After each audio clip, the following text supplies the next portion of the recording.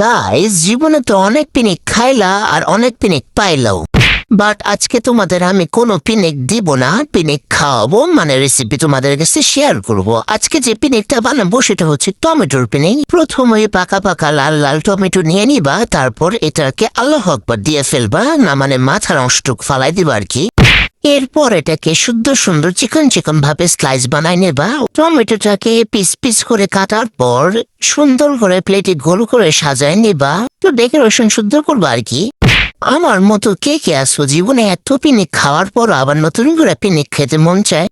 যাই হোক, এই যে টমেটোর উপর লবণ ছিটে নিলাম, এখন লাল লাল মরিচ ছিটাই নিবা। যেহেতু পিনিক খেবা লাল মরিচের কোনো কমতি রাখা যাইব না, প্রত্যেকটার উপর লাল মরিচ ছিটাই দিবা। তারপর যখন লাল মরিচও মন না ভরবো তখন তোমরা এই কাঁচা মরিচ দিয়ে দিবা। তারপর যদি তোমার না মন ভরে তোমরা বোম্বে মরিচ দিয়ে দিবা। আমার অতটুকুই মন ভরবো তাই আমি অতটুকু দিয়ে নিলাম, বোম্বে মরিচ আর দিলাম না। এখন হচ্ছে যে কিছু ধনিয়া পাতার কুচি করে দিয়ে নিতেছি। পিকনিকের কথা বাদ দাও, এই যে কাঁচা টমেটো খাওয়া কিন্তু স্বাস্থ্যের জন্য ভালো, আর তোমরা ফর্সা হয়ে যেতে পারো যদি টমেটো রেগুলার খাইতে পারো। এই যে এখন একটু বিট লবণ ছিঁড়ে দিতেছি একটু ফ্লেভারের জন্য আর কি। তোমাদের হাতে কাছে বিট লবণ না থাকলে তোমরা বিট লবণটা স্কিপ করতে পারো, সমস্যা নাই। এই দেখো আমার পিনিক রেডি।